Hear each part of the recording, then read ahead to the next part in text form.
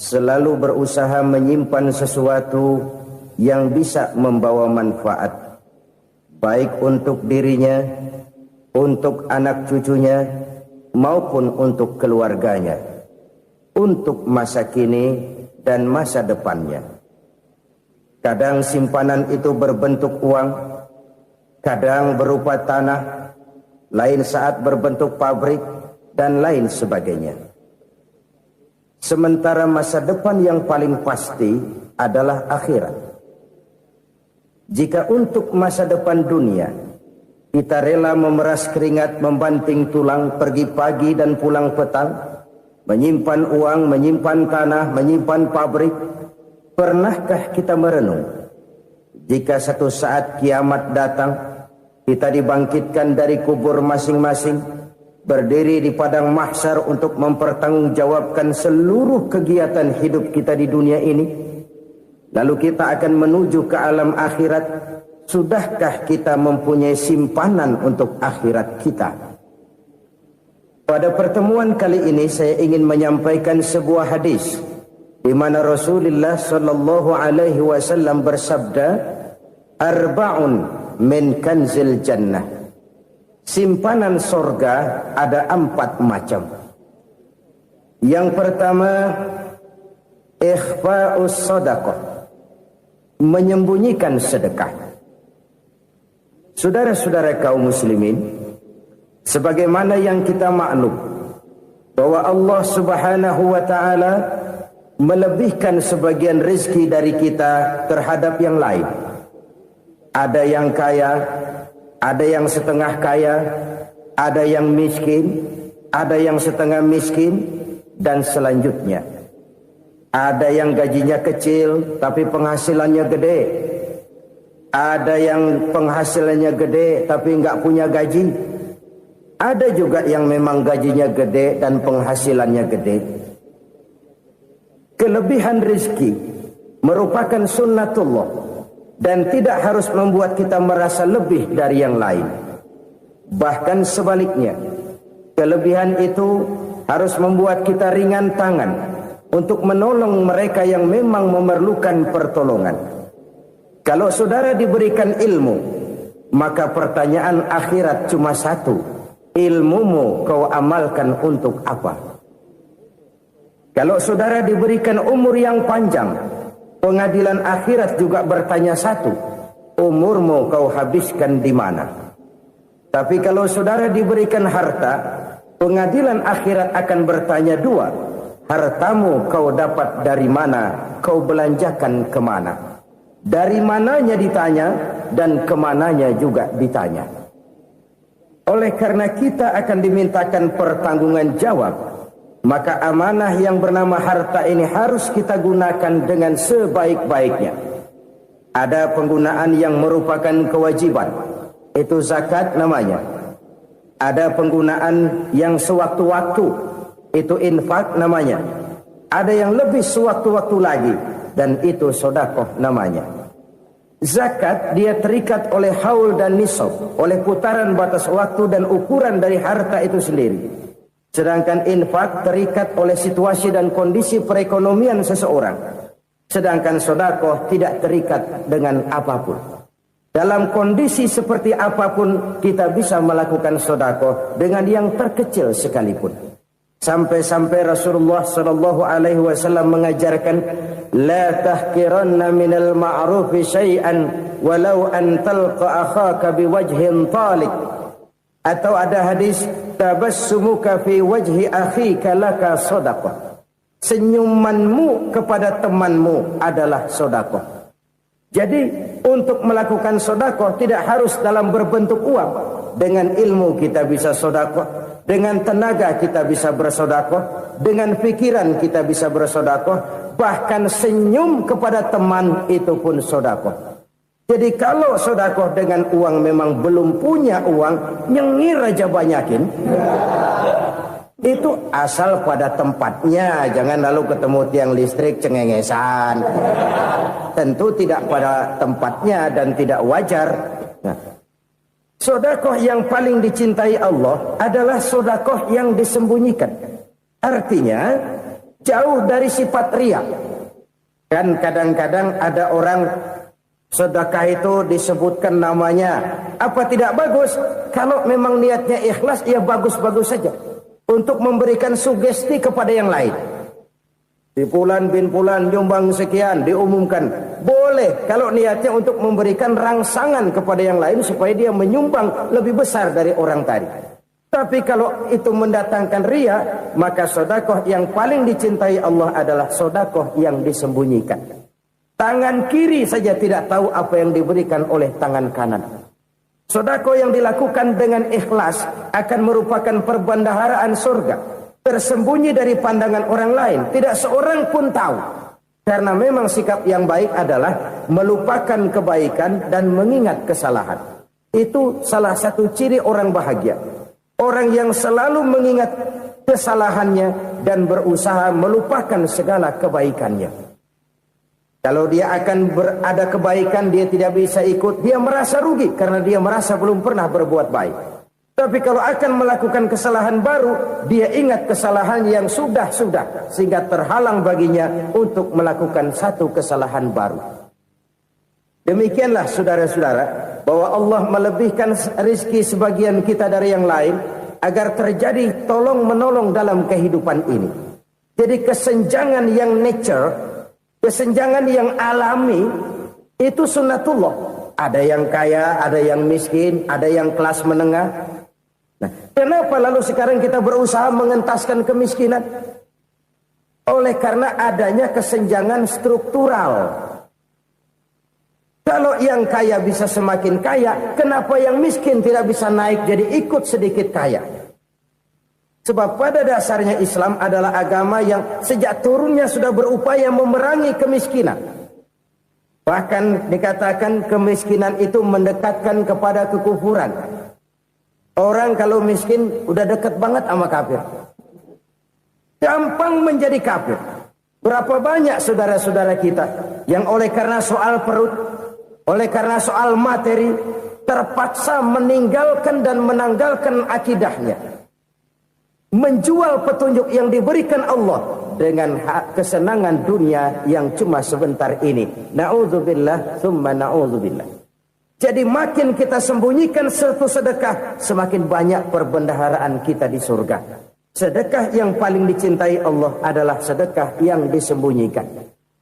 Malahan ada seorang sufi, dia punya kebiasaan kalau pergi sholat Jumat dia bawa uang, itu uang dia taruh di bawah tikar masjid. Dia niat sedekah kepada siapa saja yang nemuin itu duit. Maksudnya apa? Supaya yang nemuin nggak tahu siapa yang punya duit. Demikian dia saking ingin menyembunyikan sedekahnya. Karena sifat riya itu bisa memakan amal kita sendiri. Riya itu termasuk menyebut-nyebut kebaikan kita. Orang yang suka nepuk dada, sedikit-sedikit ngitungnya kalau nggak gua. Tuh kalau nggak gua tuh yang belah situ kalau nggak gua. Iya kalau nggak lu kenapa emang? Orang yang suka menepuk jasad. Tuh biasanya memang begitu saudara-saudara. Kalau perang lagi berkecamuk, orang nggak sempat ngaku jadi pahlawan. Tapi begitu perang selesai, yang kagak kenal bedil ngaku pahlawan, mas. Itu sesuatu yang biasa. Oleh karenanya, orang-orang yang ikhlas dalam bersedekah, disembunyikannya sedekah itu, Allah cinta betul. Malahan ada hadis memberikan jaminan, inna sedaqatal mar'il muslimi tazidu fil umri wa tadfa'u mitatas su'i. Sesungguhnya sedekahnya seorang mukmin tazidu fil umri, bisa menambah umur panjang. Wa tadfa'u mitatas su'i, dan menyelamatkan manusia dari mati secara su'ul khatimah. Jadi siapa yang kepengen panjang umur, banyaklah sedekah. Yang bosan hidup, pelit terus. Sedekah menambah panjang umur dan menyelamatkan manusia dari mati secara su'ul khatimah. Pak, katanya umur itu nggak bisa ditambah, nggak bisa dikurangin. Kapan? Kalau ajal sudah datang. Wa idza jaa ajaluhum la yastakhiruna sa'atan wa la yastakdimun. Kalau ajal datang tidak bisa dimajukan, tidak bisa dimundurkan. Itu kalau ajal sudah datang. Tidak bisa lagi umur ditambah dikurangi, sudah datang. Tapi kalau belum datang, itu kan haknya Allah. Mau ditambah, mau dikurangi, hak prerogatif Allah. Sebagai pencipta manusia, Allah Maha Kuasa dan Maha Mampu. Sedekah ini menambah panjang umur dan menyelamatkan manusia dari mati secara su'ul khatimah. Itu orang mati kan sama ya, kondisinya mati, nggak nafas. Tapi hakikat mati kan lain-lain. Ada yang mati itu husnul khatimah, baik akhirnya. Misalnya lagi ngaji mati, lagi sholat mati, lagi sedekah mati. Ini yang dinamakan dengan husnul khatimah, baik di akhirnya. Sebaliknya ada yang su'ul khatimah, jelek di akhirnya. Ini yang jadi catatan akhir. Lagi nyekek botol, mampus. Lagi banting kartu, modar. Su'ul khatimah, jelek pada akhirnya. Sedekah menyelamatkan manusia dari mati secara su'ul khatimah. Dan kita semua kepengen mendapat husnul khatimah, jauh dari su'ul khatimah. Oleh sebab itu yang bisa menyelamatkan kita dari penyakit itu antara lain adalah sedekah yang disembunyikan. Yang dikerjakan dengan ikhlas karena Allah. Tidak karena kepengen dipuji orang, tidak karena ingin dikatakan orang pemurah, sebab orang dermawan itu orang yang memberi tanpa harus diminta. Kalau masih harus diminta, ya belum dermawan namanya, masih harus diminta. Kalau nggak diminta ya tulus, lolos, polos. Saudara-saudara kaum muslimin rahimakumullah. Harta adalah amanat dan akan kita pertanggungjawabkan. Allah melebihkan rizki sebagian kita dari yang lain agar kita saling tolong menolong, bantu membantu.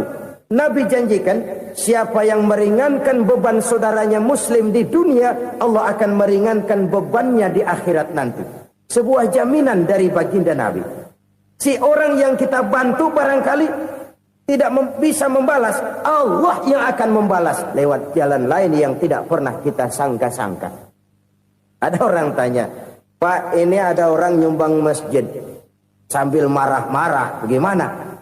Saya bilang sumbangannya aja ambil, marahnya jangan.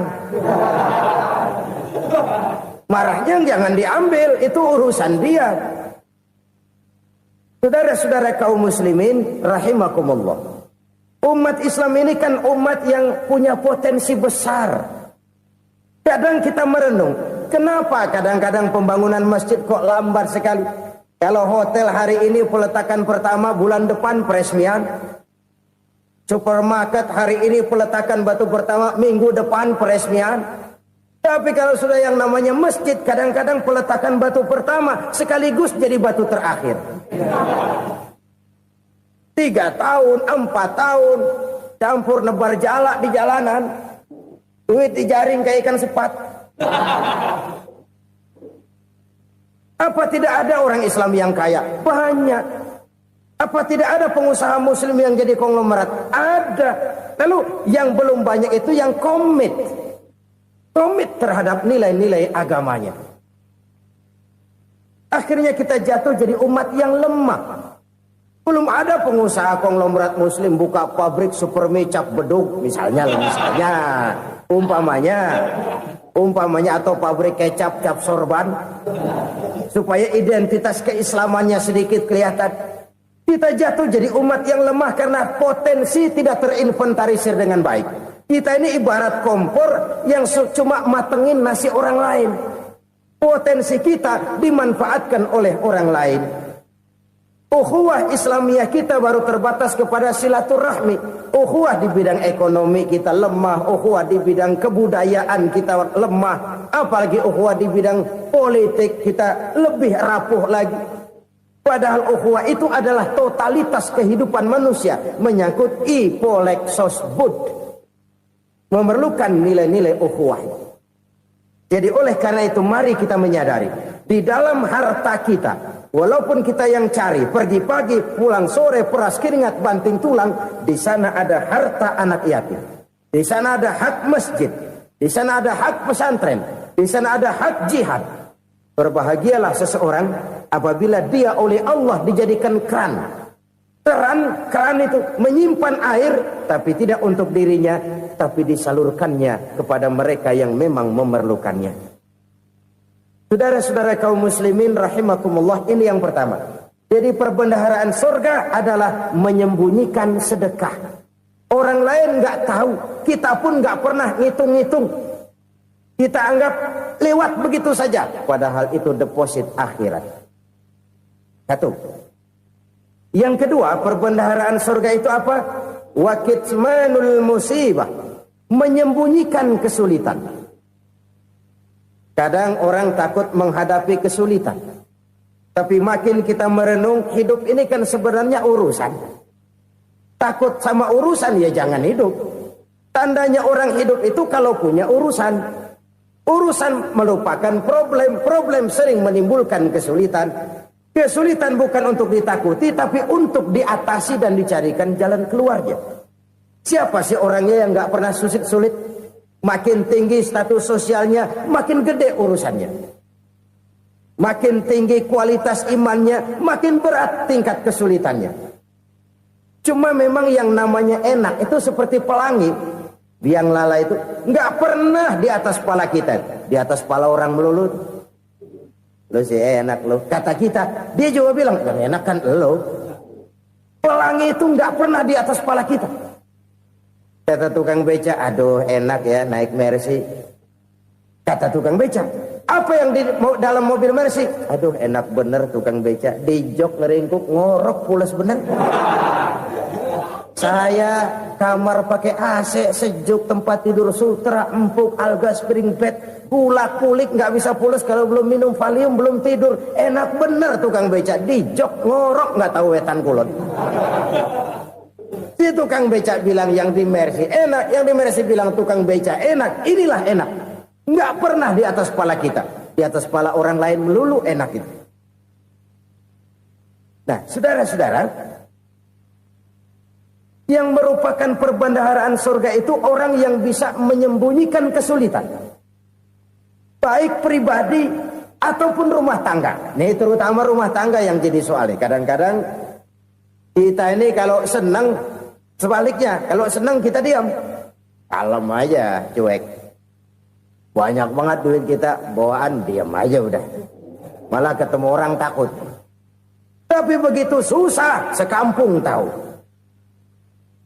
Padahal Nabi mengajarkan perbendaharaan surga itu menyembunyikan musibah, menyembunyikan kesulitan. Kalau enak, cerita sama orang-orang. Kalau nggak enak, rasain sendiri, tekan sendiri, atasin sendiri. Kita kan sebaliknya. Senang kita diam, asal lagi susah, paling tidak kita nyari teman buat cerita kesusahan. Siapa orangnya yang nggak pernah susah? Cuma soalnya bagaimana kita mengatasi kesusahan itu sendiri. Begitu juga misalnya kalau orang sudah berumah tangga, itu orang tuanya harus menjadi tempat dia cerita yang enak-enak saja. Yang nggak enak rasain berdua, selesaikan berdua, atasin berdua. Jangan dibalik. Asal senang diam, giliran susah saja. Maknya laporan. Terbalik. Bisa menjaga security informasi. Maka nama bayam keluar diam, malah seluitan. Enak amat lo makan daging ayam.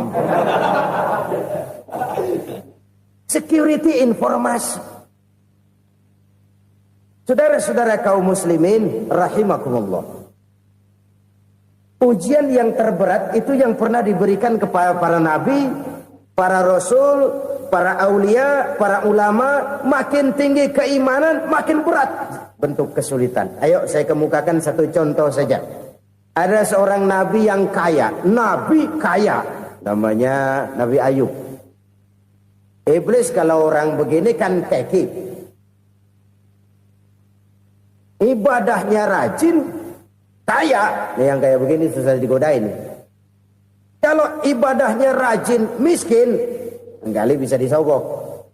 Sini imannya mantap, ibadahnya rajin, kaya, nabi lagi.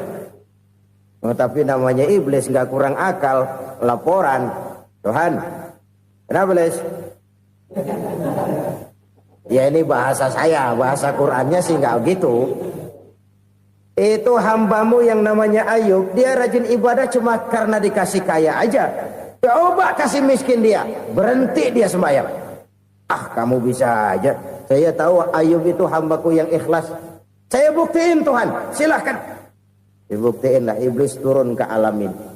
Yang mula-mula dia lakukan, dia rusak sawah ladang Nabi Ayub. Dia binasakan binatang ternak Nabi Ayub.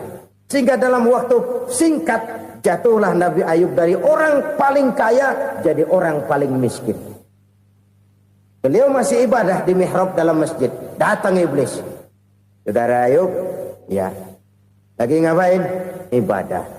Nyembah Allah, nyembah Allah. Oh, percuma. Kenapa? Tuhan yang ente sembah nih, dia udah bikin miskin ente.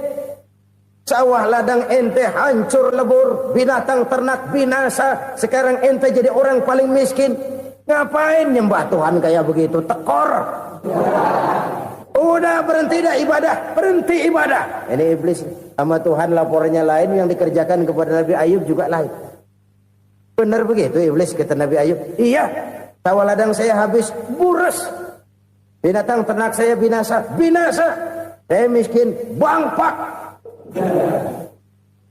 Apa jawab Nabi Ayub? Bukan innalillahi, ya ini hebat.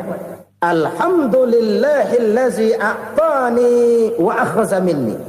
Segala puji bagi Allah yang telah memberikan harta kepada saya dan sekarang mengambilnya lagi. Alhamdulillah. Allah yang ngasih, Allah yang ambil. Itu mah urusan Allah. Iblis cuman ibadah jalan terus, sujud lagi Nabi Ayub. Iblis seleher gondok banget. Dasar Nabi nggak mempan dia apa-apain.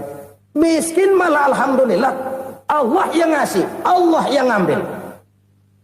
Jadi kalau kita tidak komit, kita tidak terikat kepada kaya, miskin, senang, susah, apa yang bisa bikin kita susah? Jadikan kekayaan, kemiskinan, jadikan senang, susah sebagai anak buah yang bisa kita atur. Jangan kekayaan ngatur kita, jangan kemiskinan ngatur kita. Kita yang harus mengatur mereka. Senang, susah, kaya, miskin, bahagia, sengsara, jadikan itu anak buah yang bisa kita atur. Kalau sekarang kita kaya, lain saat boleh jadi kita miskin, semiskin-miskinnya. Allah yang ngasih, Allah yang ambil. Tenaga mana yang bisa menghalangi? Ibadah jalan terus. Iblis makin gondok. Dasar Nabi loh. Akhirnya apa? Nabi Ayub dikerjain, diberikan penyakit. Demikian fatal penyakitnya. Bayangin, udah miskin sakit. Masya Allah. Miskin sakit. Sakitnya nggak lama, kira-kira 16 tahun. Istrinya 3, 2 mental minta ceraiin. Ngerawatin laki bengek begini. Senang belum tentu, susah udah pasti nih. Cerai aja, cerai dah. Cerai. Tinggal satu Siti Rahmah yang setia menemani beliau. Sesetia-setianya hati perempuan. Satu saat Siti Rahmah bilang, "Bang, iya, abang kan Nabi, Bang. Lalu, namanya Nabi kan doanya jarang meleset, Bang. Maksud kamu minta kenapa sih sama Tuhan biar abang sembuh, baik dah, Bang?" Siti Rahmah, iya. Saya sakit berapa tahun sih dah? 16 tahun, Bang. Sebelum ini saya sehat berapa tahun? Ya kira-kira 60 tahun, Bang. Nah, coba ente banding-bandingin, Rahmah. Saya dikasih sehat 60 tahun, dikasih sakit 16 tahun. Sudah nggak sabar mau doa kepada Allah minta sembuh. Saya malu kepada Allah. Diuji dengan yang luar biasa seperti ini, tidak mengganggu stabilitas kehambaannya. Dia tetap menghamba kepada Allah Subhanahu wa ta'ala. Saudara-saudara kaum muslimin rahimakumullah. Kunci menghadapi kesulitan itu apa? Allah jelaskan dalam satu ayat, wa basyiris sabirin alladzina iza asabathum musibah qalu inna lillahi wa inna ilaihi raji'un. Gembirakan orang-orang yang sabar Siapa mereka itu? Yang apabila mendapat musibah mereka kembali kepada keyakinan dasar, segalanya dari Allah dan segalanya akan kembali kepada Allah. Ini konsepsi dasar dari sikap muslim dalam menghadapi berbagai kesulitan. Segalanya dari Allah, segalanya akan kembali kepada Allah. Kalau ini sudah kondisi dasarnya, maka kita akan lapang menghadapi kenyataan bagaimanapun pahitnya. Apakah itu namanya miskin, apakah itu namanya sakit, bahkan maut sekalipun. Maut sekalipun. Segalanya dari Allah, segalanya akan kembali kepada Allah. Ini sikap hidup, bukan sekedar ucapan. Kita kadang-kadang menjadikannya sebagai ucapan. Mulutnya sehingga berhenti, innalillahi wa inna ilaihi rajiun, tapi nangisnya terus gerung-gerungan. Bukan itu, ini kesadaran moral. Kalau segalanya dari Allah, segalanya kembali kepada Allah, kan sebenarnya cuma nunggu giliran. Hari ini saya nyembayangin dia, entah hari apa saya disembayangin orang. Hari ini saya antar dia ke kubur, entah hari apa orang nganterin saya ke kubur. Hari ini saya tahlilkan dia, entah nanti kapan orang tahlilkan saya. Segalanya dari Allah, segalanya akan kembali juga kepada Allah. Oleh sebab itu saudara-saudara, kesulitan bukan untuk ditakuti. Kesulitan justru untuk diatasi, dicarikan jalan keluarnya. Dan tidak ada orang yang tidak pernah mendapat kesulitan. Tidak ada. Semakin tinggi status sosial, semakin tinggi kualitas keimanan, semakin besar juga tingkat kesulitan. Hanya saja bagaimana cara kita mengatasinya. Dan Al-Quran menyatakan, inna ma'al usri yusra. Di balik kesulitan itu pasti ada kemudahan. Roda itu berputar. Karena itu Rasulullah sallallahu alaihi wasallam mengingatkan kepada kita, ta'arraf ilallahi fir raha ya'rifka fis syiddah. Ingatlah kepada Allah di waktu kamu senang, supaya Allah ingat kepada kamu di waktu kamu susah. Kalau waktu senang kita ingat kepada Allah, kita susah, Allah tidak akan meninggalkan kita. Tapi kalau waktu senang kita jauh dari Allah, sujud tidak sempat, dengan masjid jauh, ketika senang kita lupakan Allah. Nanti begitu kita susah, Allah lupakan kita. Dan itu menyakitkan. Oleh karena itu orang-orang tua kita dulu bilang, kalau lagi sehat ingat-ingat lu bakal sakit nanti. Kalau lagi kaya ingat-ingat satu saat kita bakal jatuh miskin. Bahkan kalau lagi muda ingat-ingat kita bakal tua. Dan yang terpenting, kalau lagi hidup ingat-ingat kita bakal mati. Saudara-saudara kaum muslimin rahimakumullah. Jadi yang kedua yang merupakan perbendaharaan surga, menyembunyikan musibah. Saudara-saudara kaum muslimin rahimakumullah. Hal ketiga yang merupakan perbendaharaan surga adalah wasilatur rahmi. Orang yang suka bersilaturahmi. Sebagaimana yang kita maklum bahwa manusia adalah makhluk yang disebut zon politika. Makhluk sosial yang tidak mungkin hidup sendiri-sendiri. Betapa dan siapapun kita memerlukan orang lain. Bodoh betul manusia kalau tinggal di tengah masyarakat tapi tidak mau bermasyarakat. Merasa hebat sendiri, pintar sendiri, gagah sendiri, kaya sendiri. Mungkin kalau mati juga ngubur sendiri. Jangankan kita di sini. Di sorga saja Nabi Adam waktu sendirian bengong melulu, mondar mandir. Allah tegur dam sepi dam. Ya ini kalau bahasa saya. Iya Tuhan sepi ini nggak ada coret-coretan pisan ini. Diciptakan Siti Hawa baru anteng Nabi Adam. Itu di sorga. Cobalah. Umpamanya saudara tinggal di Jakarta nih. Kayak bener. Apaan aja di Jakarta punya saudara dah. Jembatan Semanggi ambil. Monas buntel bawa pulang. Hotel-hotel ambil semua. Cuman tinggal di Jakarta sendirian. Apa enaknya? Betapa dan siapapun kita perlu orang lain. Tidak ada seorang pun yang bisa memenuhi kebutuhan hidupnya secara sendiri-sendiri. Nah, Islam telah menyelamatkan manusia dari ras diskriminasi. Mengikat manusia dengan persaudaraan yang berlandaskan kepada akidah. Karena itu dianjurkan bersilaturahmi. Bahkan Nabi menyatakan, man arada ayyubsata lahu fi rizqihi wa yunsa'a fi atharihi falyasil rahimah. Siapa yang kepengen diluaskan rezekinya dan dipanjangkan usianya, banyaklah ia bersilaturahmi. Siapa yang kepengen dimudahkan rezekinya, hendaknya ia banyak bersilaturahmi. Kalau banyak teman, kesulitan kan paling tidak ada tempat cerita. Udah susah, sendirian kita pikirin diri, nggak ada tempat tukar pikiran. Cepet banget sama bengek. Dilawan sendiri. Nah, secara makro kita bisa berkata, tidak mungkin ada kemenangan kalau tidak ada kekuatan. Tidak ada kekuatan kalau tidak ada kesatuan dan persatuan. Tidak mungkin ada kesatuan dan persatuan tanpa semangat silaturahmi. Kalau umat Islam mau menang, dia harus kuat. Kalau umat Islam mau kuat, dia harus bersatu. Kalau umat Islam mau bersatu, dia harus membudayakan silaturahmi ini. Bahkan sampai-sampai kata Nabi, kalau bisa cari nilai tambah. Apa? Silman qata'ak. Bersilaturahmilah kau kepada orang yang marah denganmu. Masya Allah, indahnya ajaran agama kita. Orang yang marah pun kepada kita, kata Nabi, kalau bisa bersilaturahmilah kepadanya. Kepada orang yang marah itu. Di situ nilai tambah. Cuman jujur nih hadis, ngucapinnya gampang, ngamalinnya yang berat banget. Orang marah sama kita, kita disuruh silaturahmi. Ada apa malu? Lu marah, ada gue marahan lagi. Gue pikirin. Saudara-saudara kaum muslimin rahimakumullah. Tapi ini yang diajarkan, bahkan ini yang dicontohkan oleh baginda Rasul.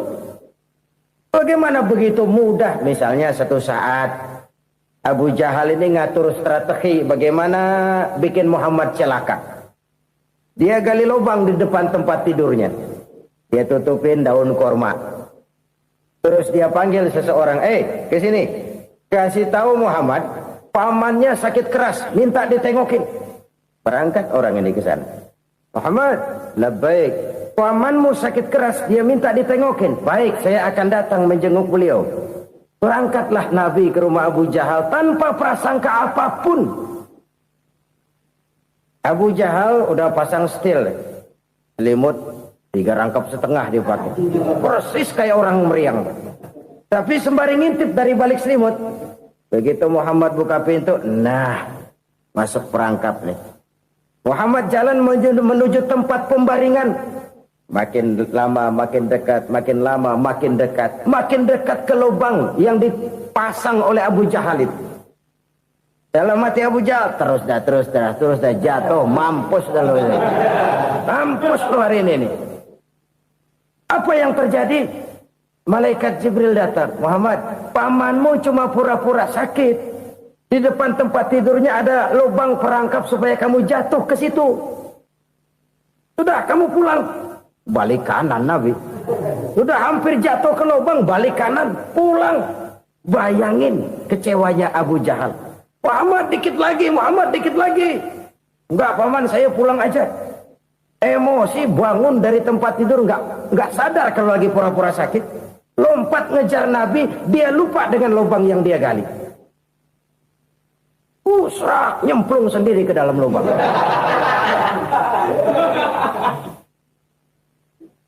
Nabi terus berlalu. Ini terjadi keanehan. Jatuh ke lubang yang dia gali itu sebenarnya nggak terlalu dalam ya, antara 3-4 meteran lah. Tolong saya jatuh ke lubang ini. Datanglah pelayan-pelayannya itu. Angkat saya dari sini. Oh, yang ngulurin tambang. Satu gulung, belum juga nyampe itu tambang. Kurang, beli lagi ke warung. Sambung, ulur lagi, nggak juga bisa sampai. Wah, ini kerjaan Muhammad ini. Tolong, siapa salah seorang kamu ke rumah Muhammad, kasih tahu encangnya kecebur. Minta ditolongin. Sampaikan kepada Rasul. Kenapa? Pamanmu jatuh ke lubang, Muhammad minta tolong diangkatin. Tambang udah nyambung-nyambung nggak nyampe juga. Ya, nanti saya datang, saya tolong. Coba. Nyata-nyata orang berniat jahat mau mencelakakan dia. Datang dia menolong. Ini yang disebut air tuba dibalas air susu ya ini. Bukan sebaliknya. Air tuba dibalas air susu. Paman, kecebur ya? Iya Muhammad, tolong ini. Pegang tangan saya. Nabi ulurkan tangannya. Nyampe. Dipegang oleh Abu Jahal. Diangkat ke atas. Sampai atas. Apa kata Abu Jahal? Sihirmu memang hebat Muhammad. Udah ditolongin dikata sihir. Yang enak kita kemplang kan itu orang begitu. Urusan apa? Tapi inilah akhlak. Kalau bisa kamu bersilaturahmilah dengan orang yang marah kepadamu sekalipun. Orang marah kita tetap baik. So, kalau kita berbuat baik sama orang yang memang baik, rasanya sih biasa-biasa aja. Orang baik kita baik lagi. Ya draw aja, belum ada nilai tambah di situ. Baru ada nilai tambah kalau kita bisa berbuat baik kepada orang yang nyakitin kita. Itu namanya kita setingkat di atas dia. Dia sakitin kita, kita berbuat baik sama dia. Dia pelit sama kita, kita baik sama dia. Dia marahin kita, kita deketin dia. Di situ kita punya nilai tambah. Jadi siapa yang ingin diluaskan rezekinya kata Nabi dan dipanjangkan umurnya, hendaklah ia banyak-banyak bersilaturahmi. Sederhana sebenarnya silaturahmi, tapi silaturahmi membangkitkan semangat kesatuan dan persatuan. Kesatuan dan persatuan melahirkan kekuatan. Dalam matematika 1 ditambah 1 pasti 2. Tapi di tengah masyarakat 1 orang takut ditambah 1 orang takut, hasilnya jadi 2 orang setengah berani. Kenapa setengah berani? Karena udah berdua. Tadi pan takut sendirian. Kalau dia kumpul turu-turu takutlah jadi berani. Kita yang lemah, kita yang tidak berdaya, kita yang miskin, kalau mau kompak bersatu, apa yang nggak bisa kita kerjain? Apalagi tinggal di kota besar, pilihan cuma 2, bertahan atau minggir. Bertahan atau minggir. Untuk bisa bertahan harus mampu bersaing.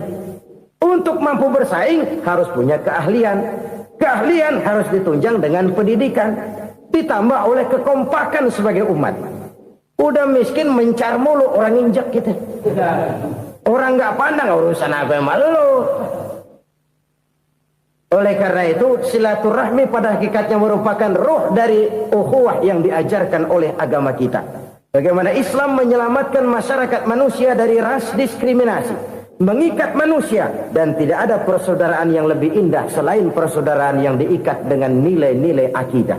Sepanjang orang di jalan Allah, itulah saudara kita. Keluar dia dari jalan Allah, selesailah persaudaraan sampai di situ. Karena itu, kalau ingin menyimpan sesuatu di surga, banyaklah bersilaturahmi. Datang ke rumah ini, datang ke rumah itu, dan lain sebagainya. Itu simpanan kita di akhirat nanti. Ini yang ketiga. Saudara-saudara, yang keempat, perbendaharaan surga itu apa? Wa qawlu la hawla wa la quwwata illa billah. Ucapan la hawla wa la quwwata illa billah. Ibadah kan ada yang berat, modalnya besar. Bangun masjid berat, modalnya besar. Bangun rumah sakit berat, modalnya besar. Ada ibadah yang berat, tapi modalnya ringan. Misalnya puasa. Puasa itu berat, mengendalikan nafsu. Kalau sekedar nggak makan nggak minum sih enteng. Mengendalikan nafsu itu jihad terbesar. Tapi kan modalnya ringan, cuma niat saja. Ini ibadah berat, modalnya ringan. Ada ibadah yang ringan, modalnya juga enteng. Seperti termasuk ucapan la haula wa la quwwata illa billah. Tanpa sadar, la haula wa la quwwata illa billah. Nyelengin tuh di surga. Nyelengin, kita nggak terasa. Nyelengin simpenan akhirat. La haula wa la quwwata illa billah. Nyimpan lagi. Kaget. La haula wa la quwwata illa billah. Nyimpan lagi. Banyak simpenan. Walaupun sebenarnya yang dimaksud di sini adalah kesadaran batin. Bahwa tidak ada daya dan kekuatan kecuali Allah. Itu intinya. Kita memulai pekerjaan disunahkan baca bismillah. Kan begitu. Apa itu? Kesadaran moral. Bahwa ini saya bisa kerjakan. Saya kerjakan ini dengan menyebut nama Allah. Kenapa? Kalau Allah tidak memberikan daya dan kekuatan, mana mampu saya kerjakan ini. Maka saya kerjakan ini dengan menyebut nama Allah. Bismillah. Kesadaran moral. Manusia hanya wajib berusaha, tapi nggak pernah wajib berhasil. Banyak hal-hal yang kalau kita renungkan secara rasio nggak mungkin. Tapi jadi kenyataan. La haula wa la quwata illa billah. Tidak ada daya dan kekuatan kecuali bagi Allah semata-mata. Kesadaran moral akan kelemahan dan keterbatasan makhluk bernama manusia. Kadang kita kagum dengan otak, tapi kita sering lupa sama yang bikin otak. Padahal bagaimanapun hebatnya otak, yang bikin otak pasti lebih hebat dari otak. Nggak percaya, silahkan otak-otakan. Inilah kecenderungan. Kita kagum dengan pesawat-pesawat mutakhir, bukan main besi gede banget terbang itu. Alangkah hebatnya. Lalu apa yang bikin otak tidak lebih hebat dari itu semua? Kita puji laut. Apa yang bikin laut tidak lebih hebat dari laut itu? La haula wa la quwata illa billah. Tidak ada daya dan kekuatan kecuali Allah. Apa yang bisa kita lakukan? Kalau tidak karena daya dan kemampuan yang diberikan oleh Allah kepada kita. Lahirlah sikap tawadu, rendah hati. Tidak melonjak menjadi angkuh dan sombong. Sadar akan kelemahan dan keterbatasan diri. Sebagai makhluk yang diciptakan oleh Allah subhanahu wa ta'ala. Jadi satu sisi ini ucapan yang berpahala. La haula. Jadi wiridan. Pada sisi lain ini kesadaran moral. Sikap mental, kesadaran batin, bahwa yang punya daya dan kekuatan itu cuma Allah. Kita nggak pantas untuk sombong, sebab sombong itu pakaiannya Allah. Kita nggak sedang pakai pakaian Allah, kegedean. Dan makin kita renungi, makin terbentur. Apa sih yang bisa kita sombongin? Kita mau sombong apa? Kayak pintar, itu kan semua relatif. Di atas langit masih ada langit lagi. Jadi oleh karenanya, marilah kita menyadari. Manusia hanya wajib berusaha, tapi tidak pernah wajib berhasil. Yang berusaha saja tidak wajib berhasil, apalagi yang tidak berusaha.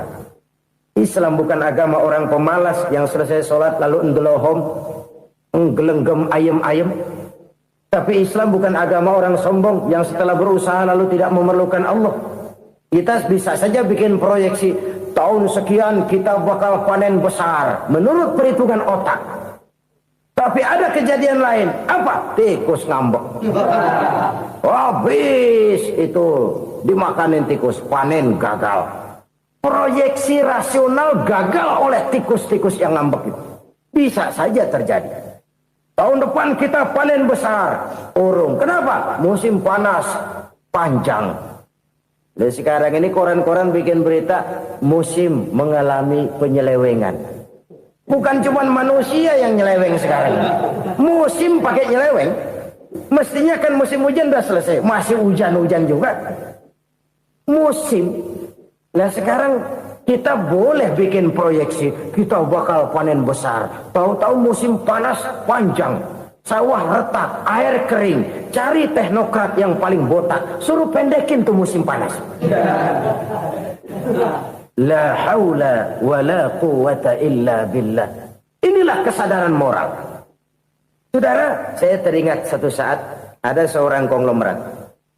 Umurnya ya kira-kira 70-an. Suatu saat dia ditanya oleh wartawan, Pak, umur Bapak berapa sih? Ya paling 10 tahun. 10 tahun? 10 tahun? Anak Bapak berapa orang? Satu saja? Satu. Harta Bapak berapa? Ya paling-paling bangsa 7 juta kali. 7 juta? Iya. Pak, kenapa Bapak bohongi saya? Bapak punya buku biografi. Koran-koran, majalah-majalah banyak memuat cerita riwayat hidup Bapak. Saya tahu umur Bapak 70. Kenapa bilang cuma 7 tahun? Saya tahu anak Bapak 8. Kenapa cuma bilang 1? Saya tahu harta bapak miliaran, mungkin triliunan, pabrik di mana-mana, bank di mana-mana. Kenapa bilang uang bapak cuma 7 juta? Nah, kata si konglomerat tadi, kamu benar nak, kamu benar. Umur saya kalau jumlahnya memang 70 nak. Cuman ingat-ingat saya, baru 7 tahun terakhir ini saya sujud. Baru 7 tahun terakhir ini saya berusaha dekat dengan Allah. Saya laksanakan perintahnya, saya jauhi larangannya. 7 tahun inilah rasanya yang ada nilainya di hadapan Allah. Yang 63 tahun matong, kelabu, kelem umur gue. Habis untuk maksiat, untuk munkarat. Maka ketika ditanya tadi, umur saya 7 tahun itu. Oh begitu Pak. Oh iya. Lalu anak Pak. Anak bapak kan 8. Kenapa bilang cuma 1? Nah, kalau jumlah hitungannya memang anak saya 8. Tapi dari 8 orang ini rasanya cuma 1 nih. Yang bakal jadi buah hati, belahan jantung. Pelanjut cerita, penerus sejarah. Bakal jadi anak soleh yang akan mendoakan saya. Cuma 1 rasanya anak saya ini yang bakal jadi buah hati saya. Besar-besaran saya. Yang akan mendoakan di kubur saya. Yang akan mendoakan di akhirat saya. Yang 7 orang mana, Masya Allah, yang atu tenggeng, yang atu nyekek botol ngolo, yang atu nggak karu-karuan. Makanya saya bilang 1 anak saya yang akan bisa mendoakan saya. Oh begitu Pak. Iya. Nah harta Pak, harta Bapak kan triliunan, pabrik Bapak di mana-mana, uang Bapak hampir di tiap bank-bank besar. Kenapa bilang cuma 7 juta? Betul kau nak. Harta saya kalau jumlahnya memang miliaran, triliunan mungkin. Tapi yang saya ingat baru 7 juta tuh yang saya belanjakan di jalan Allah. Saya nyumbang masjid, saya santuni yatim piatu, saya bantu pembangunan pesantren, saya bantu pembangunan rumah sakit Islam. Itu yang akan saya bawa pulang ke akhirat, yang 7 juta itu. Yang triliunan itu nanti akan diperebutkan oleh anak-anak saya sebagai waris saya. Jadi harta saya 7 juta itu yang bakal nemenin saya di akhirat. Yang akan saya bawa pulang jadi teman saya. Saudara-saudara kaum muslimin, jangan-jangan orang tua itu adalah kita-kita ini. Jangan-jangan kita-kita ini adalah orang tua itu. Jangan-jangan itu potret dari diri kita masing-masing. Dari sekian umur yang diberikan Allah, berapa tahun yang ada nilainya di hadapan Allah? Dari sekian anak-anak yang merupakan amanah, berapa yang akan mendoakan kita sebagai orang tuanya menjadi anak soleh? Dari sekian banyak harta yang diberikan Allah, berapa yang akan kita bawa pulang menghadapnya nanti, yang kita belanjakan di jalan Allah? Ini sebuah potret kehidupan. Karena itu kita kembali kepada la haula wa la quwwata illa billah. Kita wajib berusaha, kita wajib berikhtiar. Selebihnya, segala daya dan kekuatan hanya milik Allah saja semata-mata. Satu kesadaran batin dari setiap pribadi muslim. Setelah ia berusaha dan berikhtiar, ia menyerahkannya kepada Allah Subhanahu wa ta'ala. Jadi, satu sisi ini merupakan wiridan ucapan yang mengandung pahala. Pada sisi lain, ini merupakan sikap batin dari seorang muslim di dalam ia menghadapi realitas kehidupan ini. Saudara-saudara kaum muslimin, rahimakumullah. Kalau ini kita jadikan satu basis kehidupan, maka ini akan menyelamatkan manusia dari kemungkinan tergelincir menjadi orang yang lupa diri dan lupa darat. Sebab itu Imamul Ghazali berpesan, jadidis safinah fa innal bahra amiq wa khuziz zad fa inna safara ba'id wa khaffifil hamla fa innal hamla sadid. Perbarui selalu kapalmu karena lautan sangat dalam. Bawa bekal yang banyak karena perjalanan ini sangat jauh. Ringankan beban karena kebanyakan beban akan menyakitkan. Alangkah indah kalimat ini, alangkah dalam makna yang terkandung di sana. Perbarui selalu kapalmu karena lautan sangat dalam. Apa artinya ini? Jaga mentalmu baik-baik. Pelihara imanmu baik-baik karena hidup penuh cobaan seperti lautan.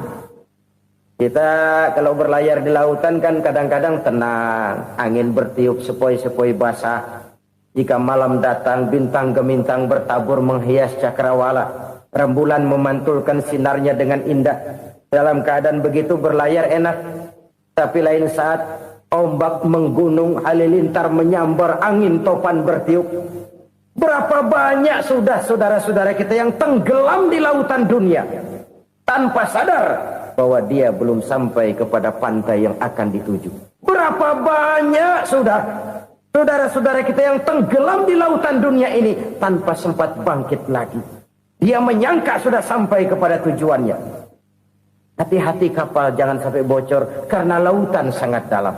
Iman ini jaga baik-baik karena hidup penuh dengan ujian.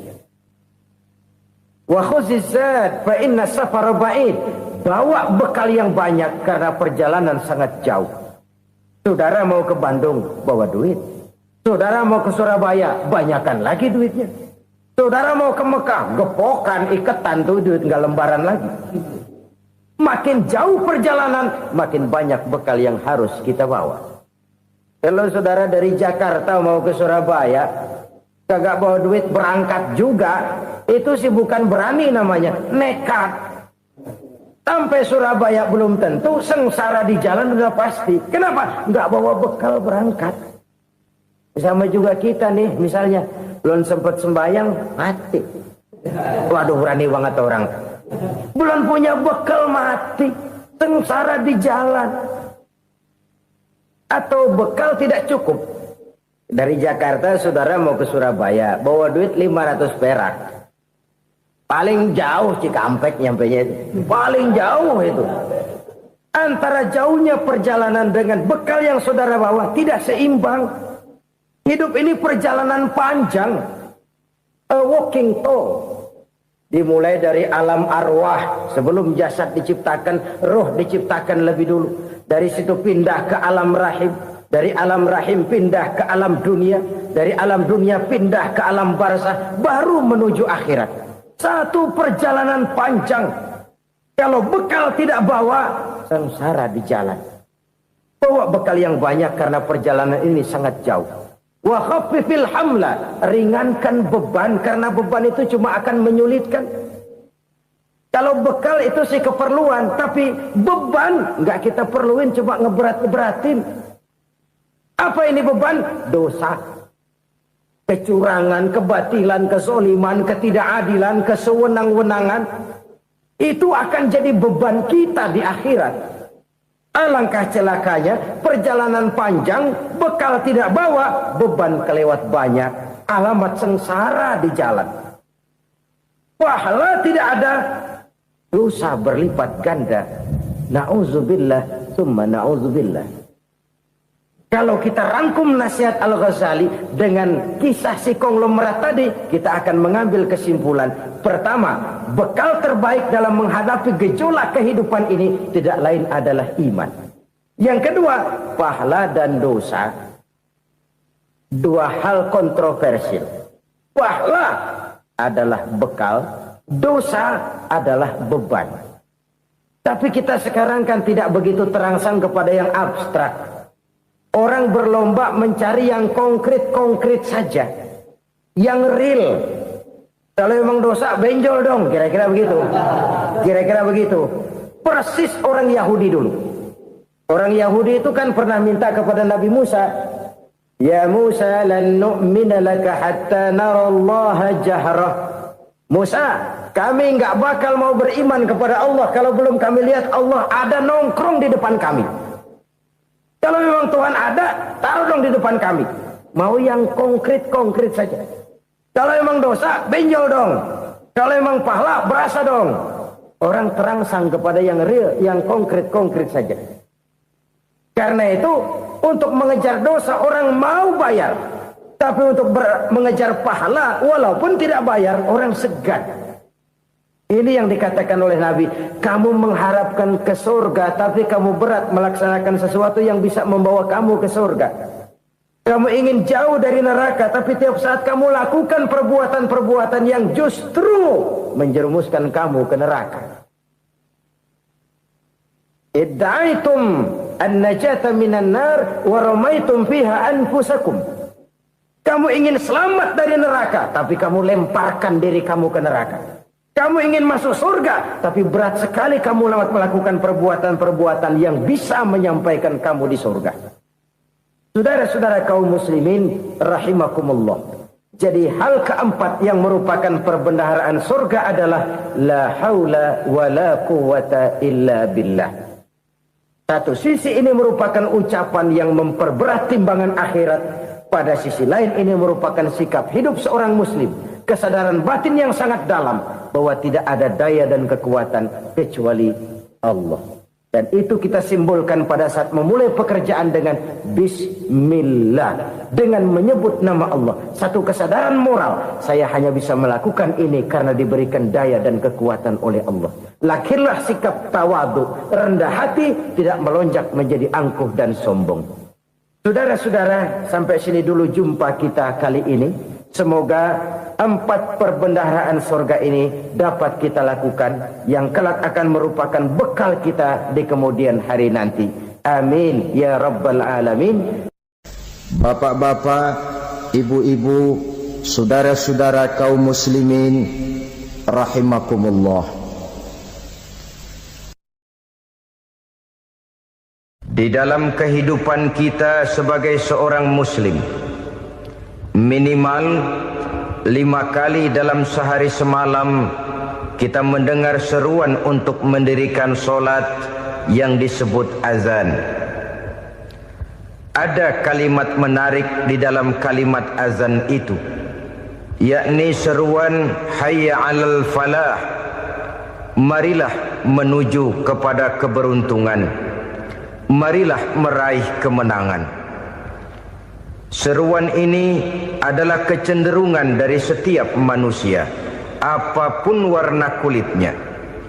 Artinya, setiap orang dalam hidup selalu ingin meraih dan mencari kemenangan. Kemenangan akan melahirkan kepuasan batin, dan kepuasan batin memberikan kebahagiaan. Sedangkan kekalahan melahirkan penderitaan batin, dan penderitaan batin menjerumuskan seseorang di dalam berbagai bentuk kerugian. Jikalau inilah seruan azan, maka masalahnya ialah apa yang menyebabkan kita meraih kemenangan. Al-Quranul Karim memberikan tuntunan dan ajaran kepada kita bahwa orang-orang yang memperoleh kemenangan itu tidak lain adalah orang-orang yang bertakwa. Hanyalah mereka yang bertakwa kepada Allah Subhanahu wa ta'ala pada akhirnya akan tampil sebagai pemenang. Lalu siapa orang yang bertakwa itu?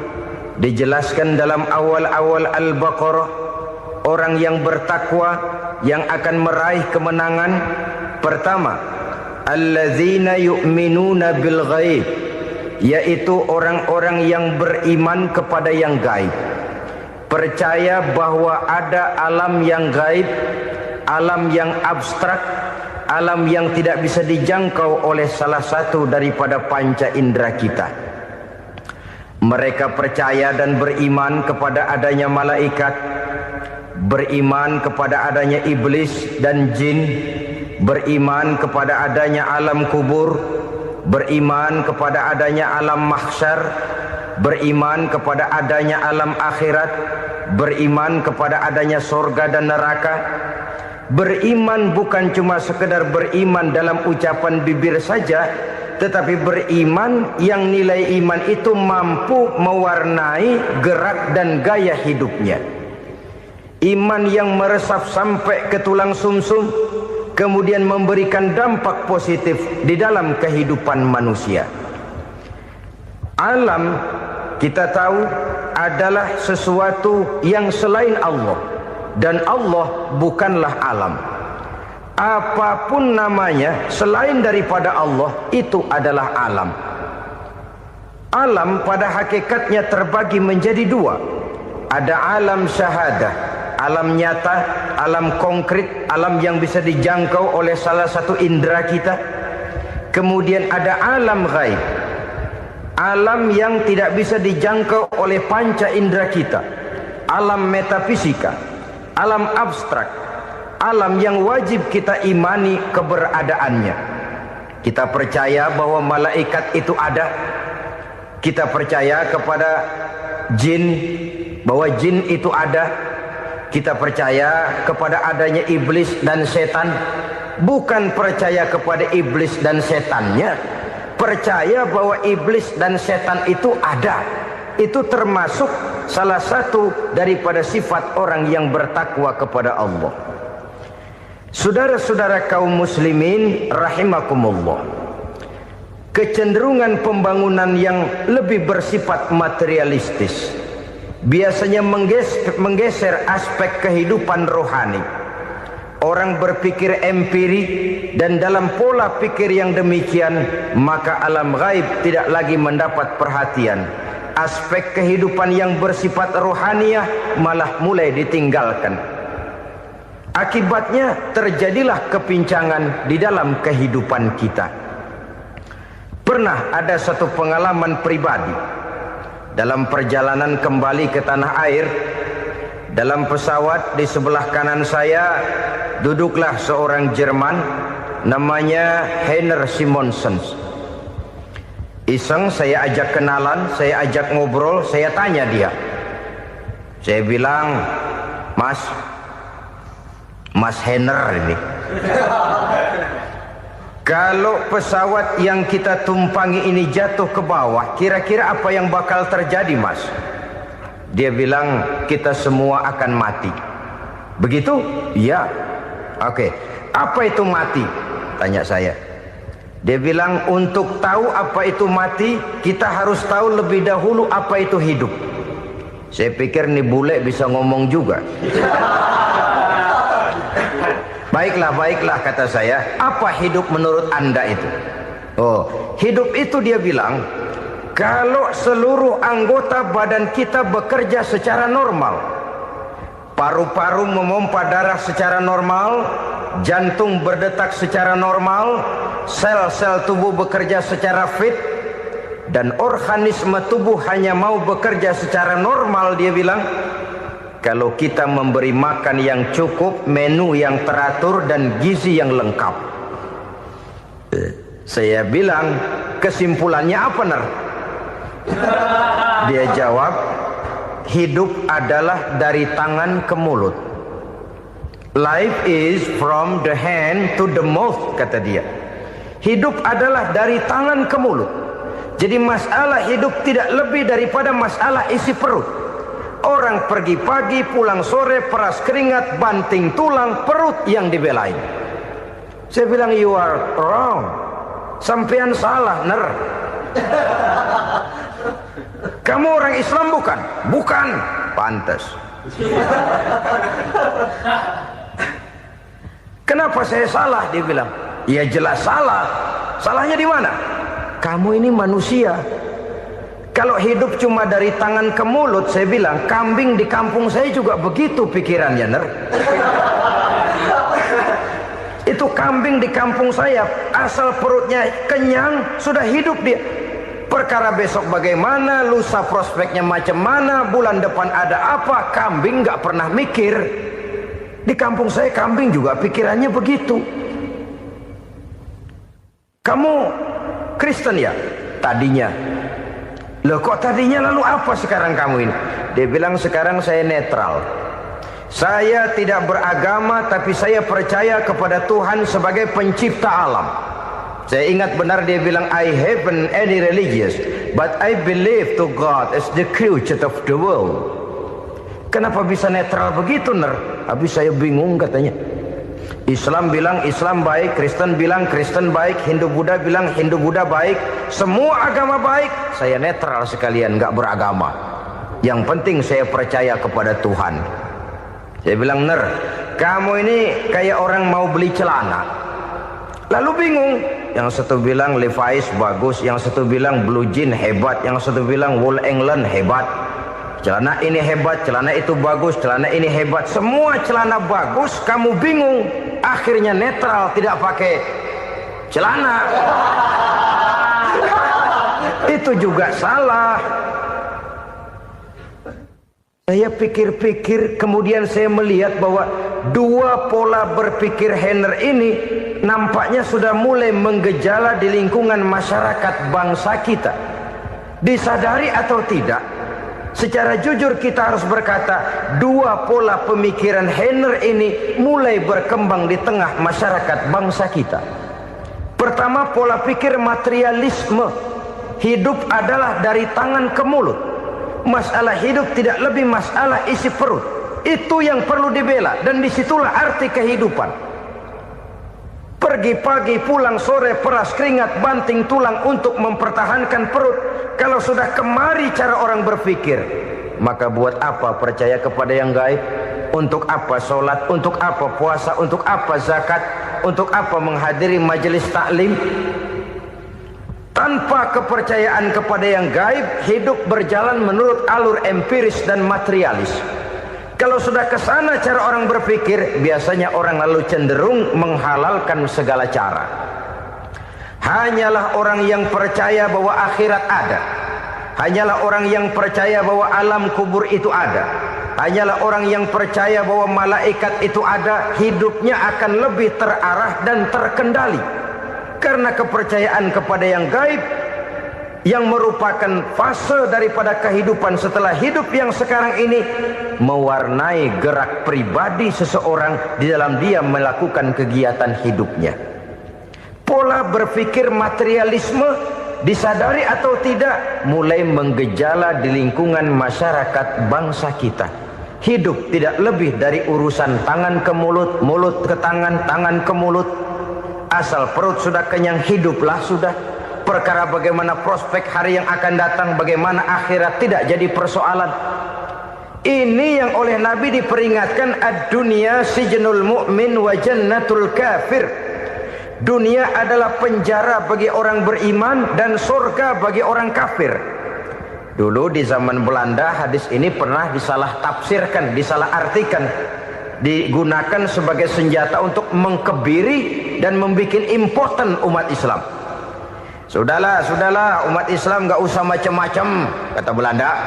Dunia ini kan penjara buat orang Islam, surga buat orang kafir. Di penjara jangan bertingkah.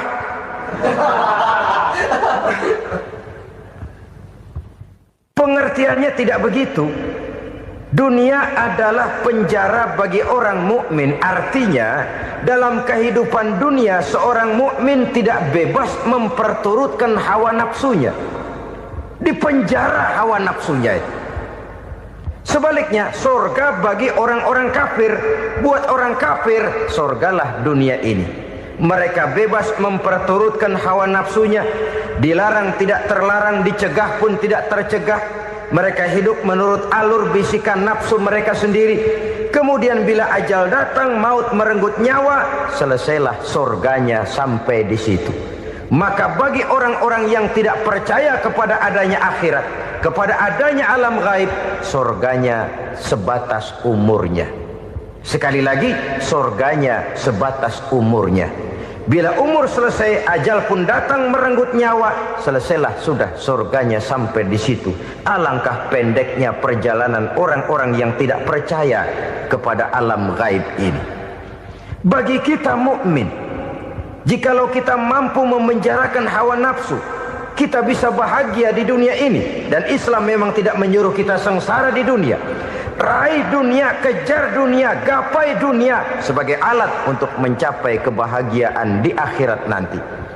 Hidup adalah satu perjalanan panjang yang terbentang sejak kita terlahir dari alam rahim sampai kepada alam akhirat nanti. Andai kata kita gagal meraih kebahagiaan di dunia, toh kita masih punya akhirat. Tapi jangan jadi dalil yang melemahkan semangat. Biarin dah kita di dunia kebelangsak, yang penting akhirat. Akhirnya dunia benar-benar kebelangsak. Bagaimana dunia ini bisa kita raih, dan bagaimana meraih dunia untuk menunjang kepentingan akhirat nanti.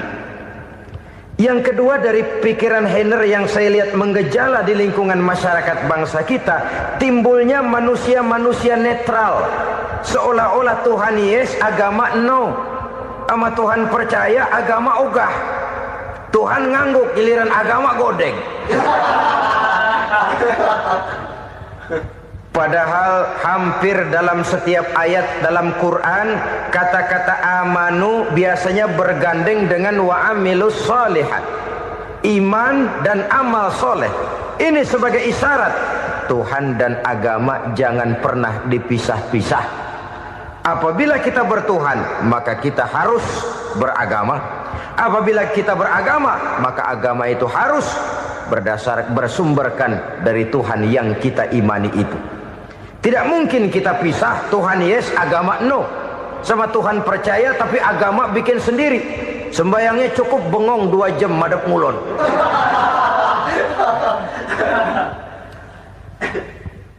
Saudara-saudara kaum muslimin rahimakumullah.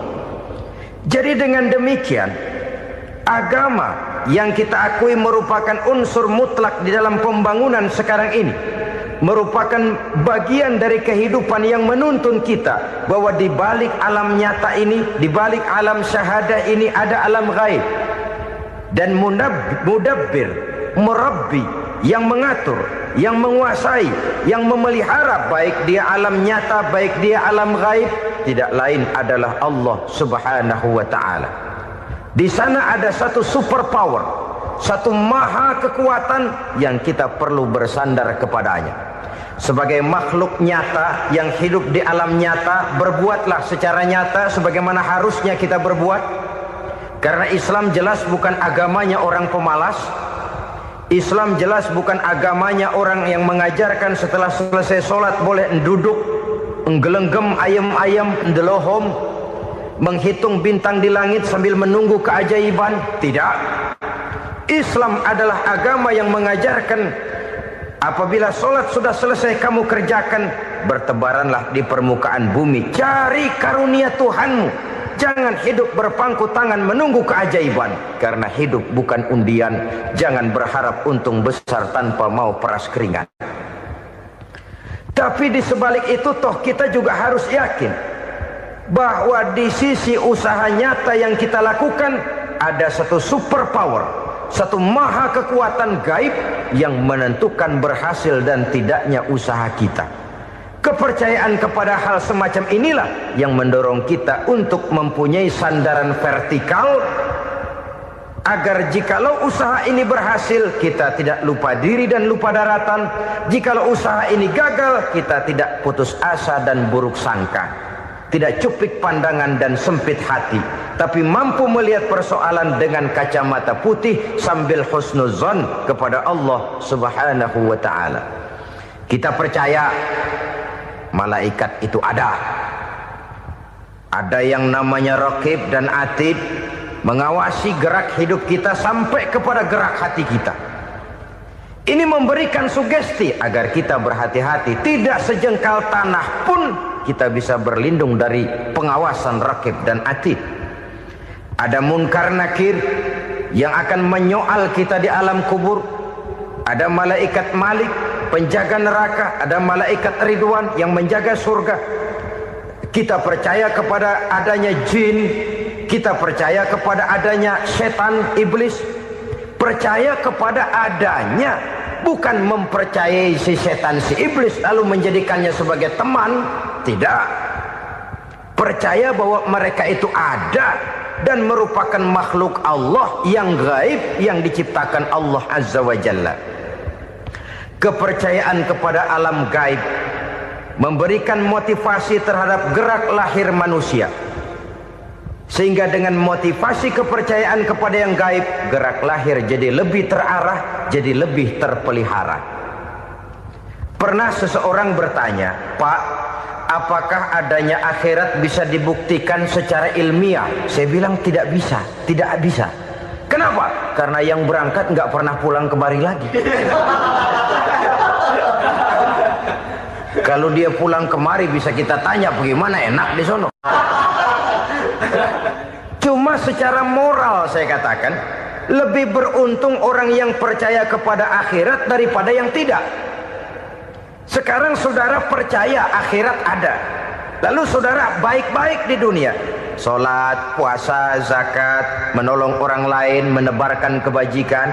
Saudara mati, andai kata akhirat tidak ada, toh dalam hidup saudara sudah berbuat baik. Paling tidak nama saudara akan dikenang sebagai orang baik. Sebaliknya, saudara percaya, kata saya, bahwa akhirat tidak ada, lalu hidup semau-maunya, tenggelam dalam maksiat dan munkarat, menentang Allah, tidak mau ruku dan sujud, lalu saudara mati, kemudian akhirat ada, ayo mau apa? Bekal tidak punya. Jadi secara moral lebih beruntung orang yang percaya kepada adanya akhirat daripada yang tidak percaya. Dan itu alam gaib yang tidak bisa dibuktikan secara eksat. Jangankan untuk membuktikan seperti itu, dalam kehidupan sehari-hari saja yang kita rasakan tidak selalu berbentuk toh. Angin, bagaimana sih bentuknya angin? Kita tidak tahu. Merah, buktinya kalau dikerok merah. Yang merah itu kulit, yang kulit kita bukan anginnya. Sakit, rasa sakit itu ada, tapi bagaimana bentuk sakit kita nggak pernah tahu. Kalau kita makan cabai pedas, bagaimana bentuk pedas itu tidak ada, tapi rasa ada. Bentuk pedas hijau, cabainya bukan pedasnya. Tidak semua yang kita rasakan bisa kita gambarkan dalam bentuk yang konkret.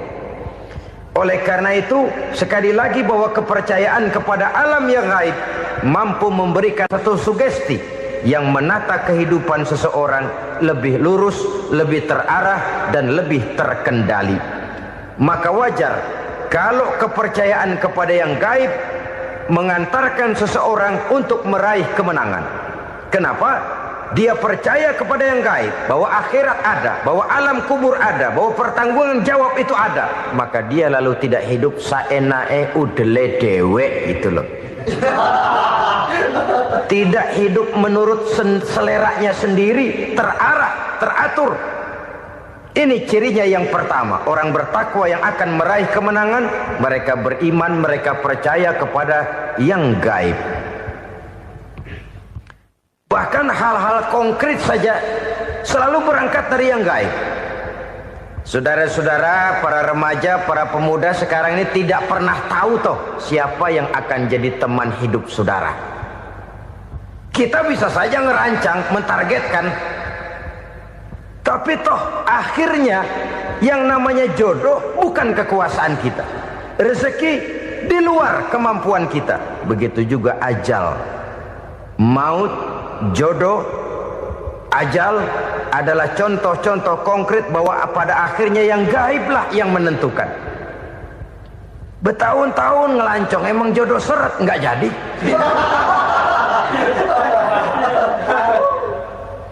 Begitu kenal baru setengah malam nginep ditangkap hansip kan. Hal-hal semacam itu kadang-kadang kita berpikir suuzon, gile, perempuannya cakep banget, lakinya rebek amat.